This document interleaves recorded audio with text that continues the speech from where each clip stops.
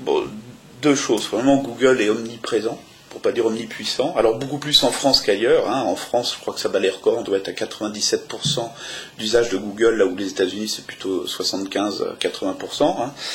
Les autres moteurs de recherche ont plus de place ailleurs. Mais deuxièmement, de nouveau, tu te resitues dans un cadre vertical. Je recherche de l'information.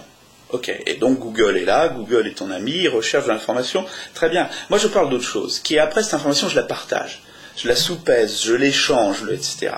Et là on parle d'autre chose. Hein. On parle typiquement des forums du guide du routard ou d'autres exemples. Et là c'est plus Google, là, c'est véritablement, d'ailleurs souvent on retrouve maintenant de plus en plus au travers de Google des discussions dans les forums. Mais là on est dans une autre logique qui est je fais parler les gens entre eux. Et ça, c'est une logique extrêmement puissante. Et effectivement, le contenu a beaucoup d'importance. Et j'oserais presque dire que si tu pousses le modèle beaucoup plus loin, ce qui est important, c'est ce qu'on appelle le contenu autogéré. C'est le contenu produit par tes clients. C'est finalement un tel qui a fait telle belle balade, qui a fait un site web extraordinaire, et qui dit « Regardez ce que j'ai fait ». Moi, je connais des exemples en dehors du tourisme, hein, où les entreprises ont dit « Tiens, ça c'est extraordinaire, et je vais sur mon site web à moi, mettre en valeur les sites web de certains de mes clients. » C'est dans le monde du bricolage. Hein. Mais aujourd'hui, je dirais, il y a quand même des routards, des voyageurs qui font des sites web extraordinaires, qui racontent des expériences uniques et des choses comme ça. Eh bien, ce contenu-là, pour moi, est tout aussi important que le contenu que produit une marque. Parce que c'est une manière aussi de mettre en valeur certains de ses clients. Donc en quelque sorte, il y a un mixte à trouver un équilibre. Comment tu sens les marques par rapport à ça? Il y a un engouement ou il y a des freins? Moi, ce que je pense, c'est que la situation est extrêmement variable. Hein, c'est-à-dire que finalement, si tu prends le modèle rigide, je descends l'information et puis surtout j'écoute à peine. Bon, ça c'est un extrême. Un autre extrême, ce sont des contenus qui sont des forums de discussion qui sont créés tout seuls et qui généralement sont animés par des bénévoles, mais par ce que j'appelle moi des passionnés. Hein. Et puis entre les deux, tu as des modèles intermédiaires. Il n'y a pas tant d'entreprises que ça qui vont jusqu'à la co-construction. Hein. Je veux dire, qui sont capables de dire moi, je suis capable de prendre mes clients les plus passionnés et de faire avec eux. Bon, il y en a. Hein, dans un autre monde, c'est Dell, par exemple, qui a ouvert un laboratoire à idées, très Web 2, c'est-à-dire n'importe qui peut proposer une idée. Les idées, il y a un forum de discussion où d'autres internautes peuvent en parler, et ensuite on vote. Est-ce que cette idée est bien, pas bien, etc. Il y a très peu de marques qui mettent ça en œuvre, et c'est dommage, mais je pense qu'il y aurait là quelque chose de très intéressant, c'est-à-dire finalement de faire émerger une opinion, une émergence des formes de la part de ses clients.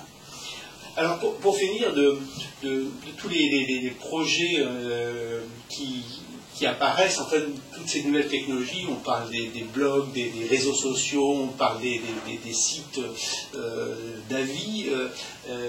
Comment tu vois évoluer ce paysage et ces nouveaux services pour la clientèle? Moi, ce que je vois, c'est qu'on a beaucoup d'outils qui obéissent chacun à des logiques très différentes. Bon, le blog, c'est moi qui parle aux autres, et après, c'est les autres qui causent entre eux. Alors, c'est modéré, pas modéré, ça dépend, mais le blog, c'est toujours quelqu'un qui parle au début. Donc, le blog, c'est encore un expert, un machin, c'est bon.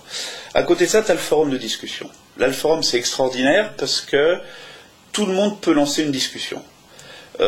Moi-même, j'ai fait des études, j'ai travaillé pour une grande marque dans le monde de l'automobile, c'est très clair.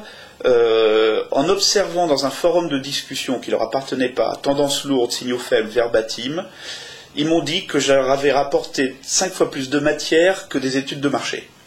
Donc les forums où tout est libre, c'est un extraordinaire outil marketing. Le blog, c'est un outil intéressant pour donner de l'information et voir comment l'information passe. Il y a un autre outil qui pour moi est très puissant, et d'ailleurs de plus en plus je vois la trilogie, hein, c'est le wiki. C'est-à-dire finalement je crée un espace qui se structure où tout le monde, mes clients, moi, mes salariés, un monde où on co-construit un corpus de connaissances. Bon, Wikipédia en est bien sûr le modèle le plus évident et le plus connu, mais je vois de plus en plus des gens s'articuler autour blog, forum, wiki. Alors après il y a les réseaux sociaux. Bon, les réseaux sociaux finalement c'est un annuaire de liens. Et c'est pas du tout un annuaire de personnes, c'est un annuaire de liens, et un annuaire de liens qui porte une sémantique. Toi et moi, on s'échange des photos, toi et moi, on chatte, on va boire un verre ensemble, etc.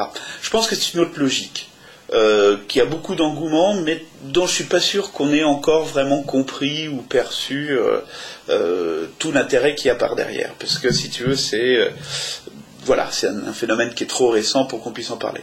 Mais ce qui est sûr, c'est qu'il y a énormément d'outils aujourd'hui. Simplement, l'intelligence, c'est de savoir, dans un contexte donné, comment les articuler. Et on peut faire beaucoup d'erreurs.